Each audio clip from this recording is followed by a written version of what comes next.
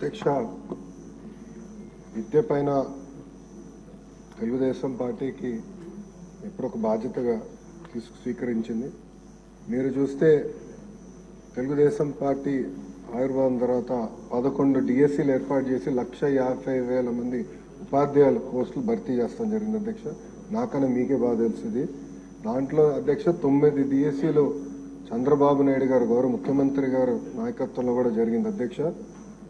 ఈ ప్రభుత్వం అధికారంలోకి వచ్చిన తర్వాత తొలి సంతకం మెగా డిఎస్సీ మీద పెడతాం జరిగింది అధ్యక్ష. దాంట్లో కూడా అభ్యర్థులందరూ నాకు నా నంబర్ దాదాపు రాష్ట్రం అంతా తెలిసిపోయింది. సో అందరూ నాకే డైరెక్ట్గా మెసేజ్లు పెడుతున్నారు. దాంట్లో ప్రధానంగా టెట్ ఏర్పాటు చేసి టెట్ తర్వాత డిఎస్సీ పెడితే బాగుంటుందని కోరటం జరిగింది. దాంట్లో భాగంగా మీరు చూస్తే టెట్ నిర్వహించాము. దాని తర్వాత ఇప్పుడు డిఎస్సీ కూడా త్వరలోనే మేము నోటిఫికేషన్ కూడా ఇవ్వబోతున్నాం అధ్యక్ష. దాంట్లో 16,000 పైచిలక పోస్టులు మళ్ళీ భర్తీ చేయబోతున్నాం అధ్యక్ష. గత ప్రభుత్వం 5 సంవత్సరాల్లో ఒక్క ఉపాధ్యాయ పోస్ట్ కూడా భర్తీ చేయలేదు, కాలయాపన చేస్తాం జరిగింది అధ్యక్ష.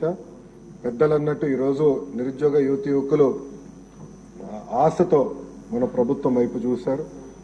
వాళ్ళు పోరాడారు కనుకనే ఈరోజు పెద్ద ఎత్తున మనకి దాదాపు 93% సీట్లు మన ప్రభుత్వం కైవసం చేసుకుంటాం జరిగింది.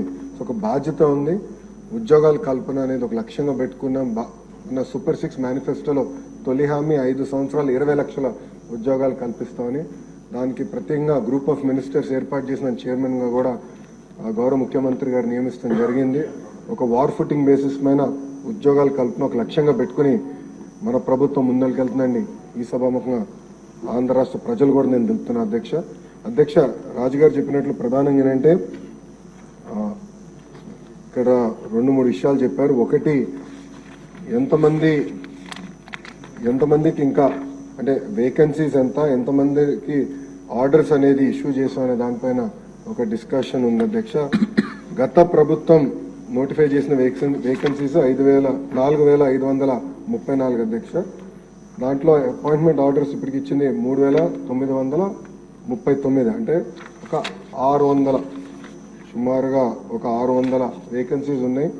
గౌరవ సభ్యులు ఇంకెక్కువ ఉన్నాయన్నారు అధ్యక్ష. ఆ వివరాలు నేను తీసుకుని దాన్ని ఎట్లా టేకప్ చేయాలో చేస్తా అధ్యక్ష. రెండోది వచ్చేగల పెద్దలు అన్నట్టు రిటైర్మెంట్ బెనిఫిట్స్ అనేది వాస్తవంగా ఎంటీఎస్కి ఉండదు, సో అది వర్తించదు అధ్యక్ష. ఇంకో పక్కన ఏంటంటే రిటైర్మెంట్ ఏజ్ వచ్చేగల ఎగ్జిస్టింగ్ ఎంటీఎస్ రూల్స్ అనేది 60 సంవత్సరాల ఉంది అధ్యక్ష.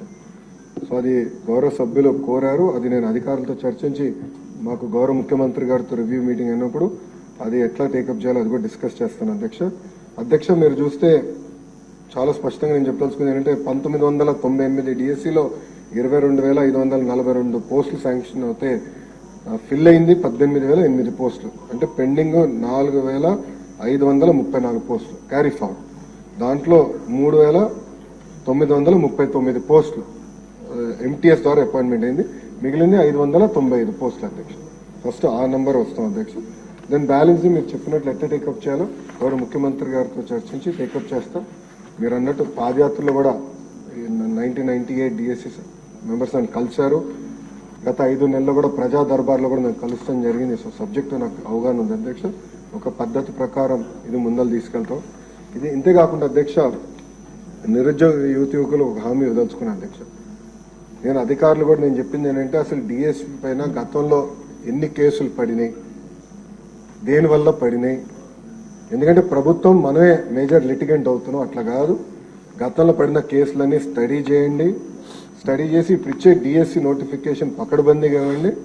అందరికీ ఆమోదమైన డిఎస్సీ నోటిఫికేషన్ ఇవ్వాలి. ఇది మళ్ళీ ఒక లీగల్ లిటిగేషన్లోకి వెళ్ళకూడదు అని చాలా స్పష్టంగా నేను చెప్తాం జరిగింది. అధికారులు కూడా చాలా టైం పెట్టారు దానిపైన అధ్యక్ష. మీ అందరి సహకారంతో one of the best notification త్వరలో మేము ఇవ్వబోతున్నాం. యుద్ధ ప్రాతిపదికంగా పెండింగ్ ఉపాధ్యాయ పోస్టులని కూడా వచ్చే సంవత్సరంలో మేము భర్తీ చేస్తాం. థ్యాంక్ యూ అధ్యక్ష.